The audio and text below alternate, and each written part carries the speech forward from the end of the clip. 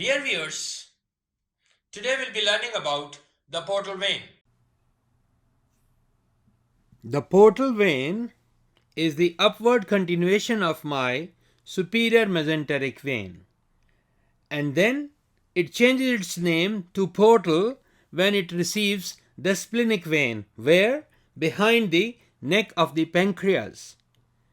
The portal vein is located in front of the inferior vena cava, as it lies behind the pancreas and the first part of the duodenum. So now this is, you're looking at the pancreas, and there, what is this structure emerging? That is my splenic vein and the superior mesenteric vein, and as we have said, they are joining just behind the neck of the pancreas. And what are they giving to us? They are giving to us this portal vein, and this portal vein, it receives so many draining channels. They are called its tributaries. Now this portal vein is a very important venous channel. The portal vein itself, it's around 3 inches or 7.5 centimeter approximately in its length, and it is special because it collects blood from my GI tract, but not from the lower part of the anal canal. It also collects blood from my gallbladder, from the pancreas, spleen, and then all of this collected blood has been transported to the liver. Now, this portal vein is so important because it provides 80% of the blood for the needs of the liver. The remaining 20% is coming from the hepatic artery. Now its tributaries and branches, they contain up to 1/3 of the total volume of the blood in the entire body. And then this portal vein and its tributaries, they don't have any valves, so blood can flow in either of the direction. And what it transport? We talked the nutrient rich blood. So primarily, what are these nutrients? The product of digestions, whatsoever we consume with the name of the carbohydrates, proteins, and the other nutrients from our intestine. And also it carries the red cell destruction from the spleen to the liver. So that is also being carried by this portal vein, and then it is reaching to my liver. And then within the liver, it divides into branches. So now it's a vein, but we talk about branches. It divides into branches which like those of hepatic artery.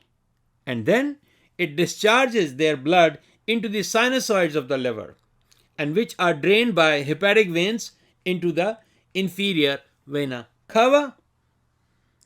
And one of the very interesting point about this portal vein is it begins like a vein from the capillary bed of the gut and terminates like an artery in the hepatic sinusoids.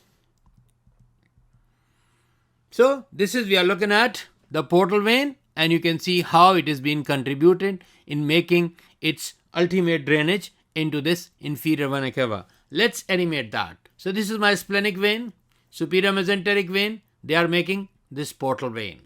And then what are these? These are my liver or the hepatic sinusoids, and see them, they are joined to form these hepatic veins, and these hepatic veins, they are ultimately opening into the inferior vena cava. Now at the bottom, what you have seen, this is inferior mesenteric vein, which is usually draining into my splenic vein.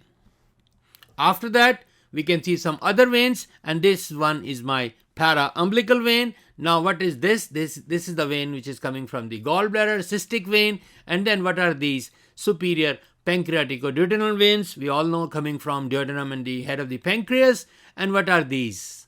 These are my gastric vein, both on the right side and the left side. So they are also draining within my portal vein. And then what is this? This is my ligamentum teres. And what is this ligamentum teres is?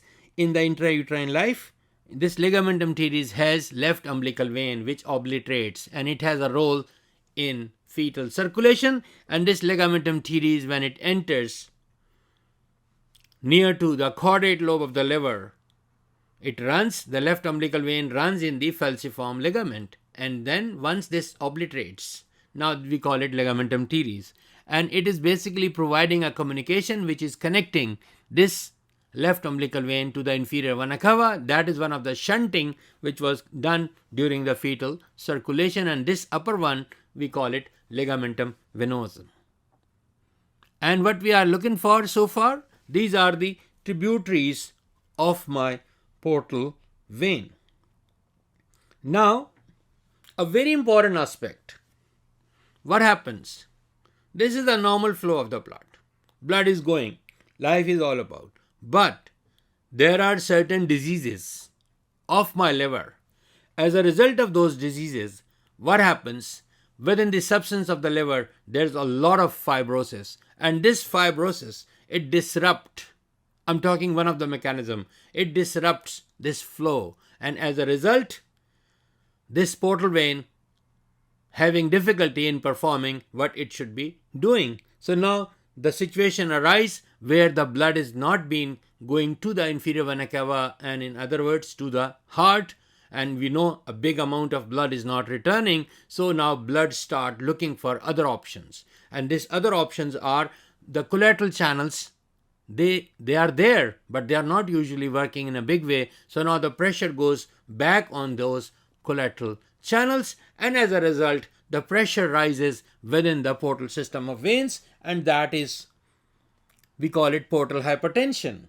And then what happens, we need to look for what are those locations through which the blood can be shunted back to the inferior vena cava or back to the systemic circulation. So those are the portosystemic anastomosis sites, and there are so many sites, and they are existing between the portal veins and the systemic vein. So let's look at those sites. So this picture demonstrates the various locations. So we'll be highlighting one by one, but before going, let's look into these features. You are looking at the liver. It has been cut to demonstrate the different structures here, and then you can see the stomach, you can see the colon, you can see the rectum and the anal canal, and this is around the umbilicus. So, and there we can look at this big blue thing, that is my inferior vena cava.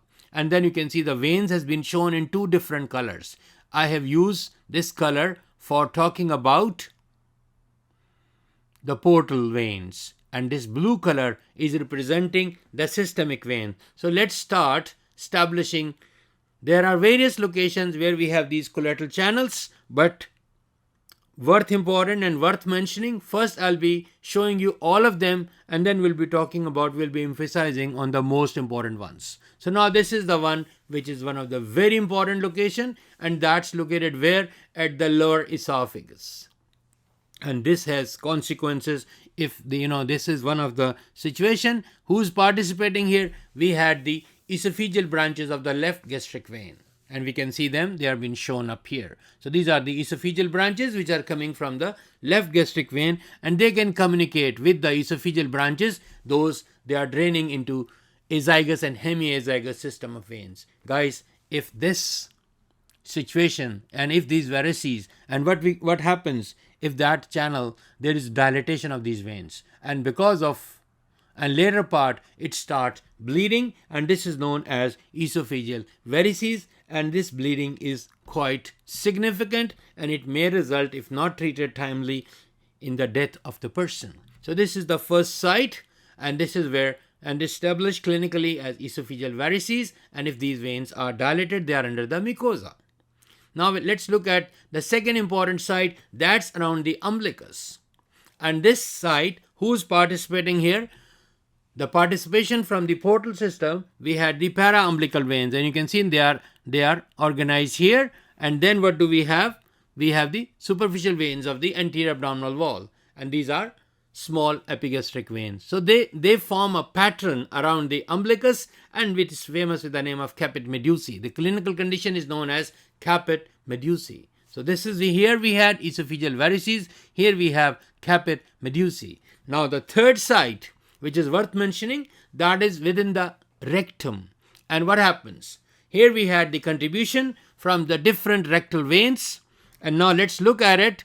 The one which belongs to my portal system, that is the superior rectal vein. And then we had two more systemic veins, and these are my middle and the inferior rectal veins, and they contribute here. And what are they making? They are making rectal varices, and they bleed. But the most lethal out of these three is this esophageal varices. The rectal varices are there, but they are not life-threatening. But this one, esophageal varices, is the life-threatening condition. Looking further, this is the one which happens where? In the posterior abdominal wall or in the retroperitoneum. And who's contributing here? We had the contribution, the retroperitoneal veins, and we can see these are the retroperitoneal veins which are connecting here. And then we have the left colic vein. You can see this is my left colic vein, and they are basically the tributaries of my inferior vena cava. So this contribution. There are so many other locations. I have shown you one example of retroperitoneal, portocaval, anastomotic sites. Now we are left with one last, which is happening at the main bare area of the liver. And at this location, who's contributing? The phrenic veins. And then they are anastomosing with hepatic venules. So guys, I have shown you the 5 portocaval anastomotic sites. They all work, but out of these 5, the worth remembering 3 is number 1, esophageal varices, number 2, rectal varices, and number 3, caput medusae. These are having high clinical significance, and they result in significant consequences, and these are acting as indicator for various diseases. Now what I'm showing you next, what do you think? What is this? This is the liver. Does it look normal to you? You can see these macronodules. It is shrunken. This liver shows macronodules, and this is, if I compare with the normal liver, you can see the difference now.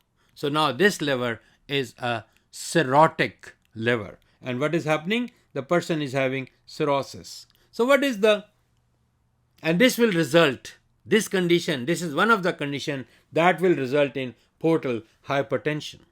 And what happens in the portal hypertension? We have already talked about it. Let's recap that. The obstruction of the portal vein or its branches, that leads to what? Increase in the portal venous pressure, and that is known as portal hypertension. And pressure is usually above to 40 millimeter of mercury. The normal range is 5 to 15 millimeters of mercury. And this lead to enlargement of the collateral channels, which we have just seen before.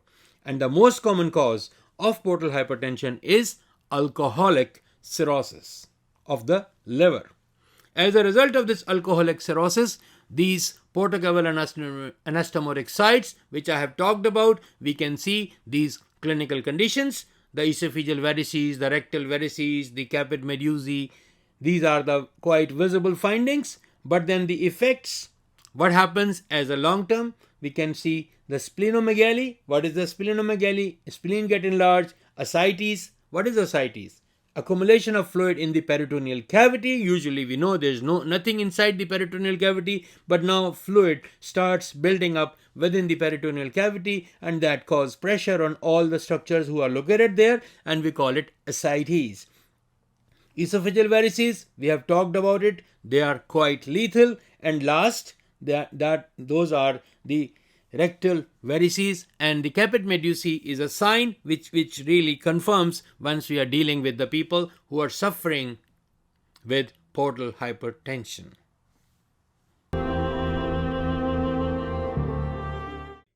Portal vein is a very important structure within the GI, and it receives all the venous blood which is rich with the nutrients. So all the major veins of my GI tract, they ultimately drain into this portal vein.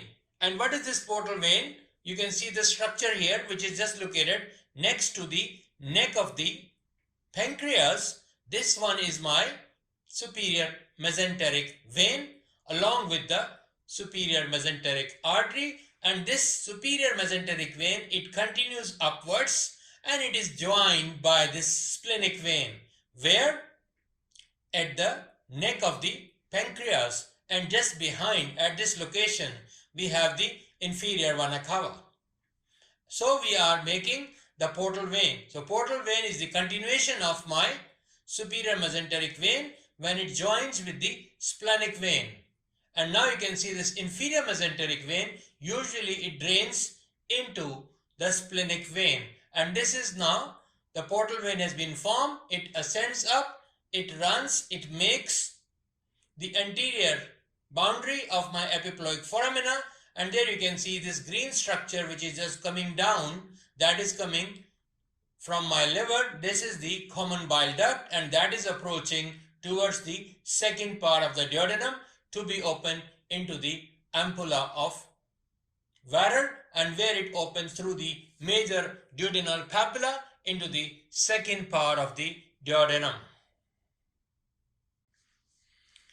Now we are looking at on the visceral surface, and in this model we can see the complete architecture, and there let's orient ourselves. This big huge area, that is my right lobe of the liver, and this one is the left lobe of the liver, and there you can see the inferior vena cava. And if you can pay attention, this white band, if you can see this white band, and this is my quadrate lobe of the liver, so this white band is ligamentum teres, and this white band is ligamentum venosum, and which is connecting to my inferior vena cava. That's a remnant of ductus venosus, and this ligamentum teres is a remnant of my left umbilical vein, and they are instrumental during fetal circulation. And there you can see there is my gallbladder. This was my quadrate lobe. You can see the four angles, quad, and this is the caudate lobe, and you can see an H has been formed, and at the middle of this H you can see this pora hyparis, and you can see the most posterior structure, that is my portal vein, and then anterior to it laterally we have the common bile duct, and medially we have the hepatic artery proper. And then we can see how this portal vein, common bile duct and the hepatic artery proper, they divide and they enter through the porta heparis into the substance of the liver, and there they branch off to make this anastomosis. And then you can see these blue things. Can you see this blue thing? These are my hepatic veins, and these hepatic veins, they join and ultimately they drain into the inferior vena cava. And you can see this all biliary system. You can see this portal system which has a different color, and then you can see this hepatic veins and their system. So this is how things has been organized within the substance of the liver.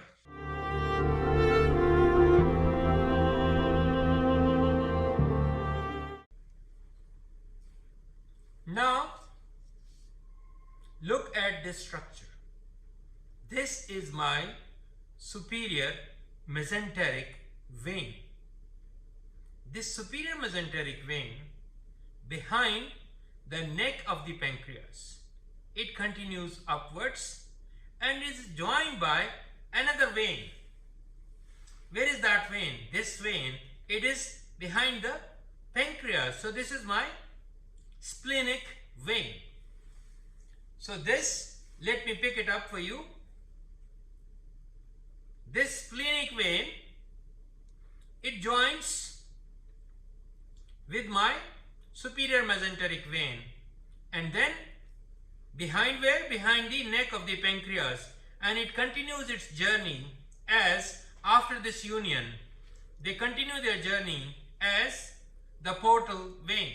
Let's reflect it a little bit so we can see the portal vein. Let me pass my probe so that will act as a guide. I'm placing this probe here, and now I'm reflecting it a bit.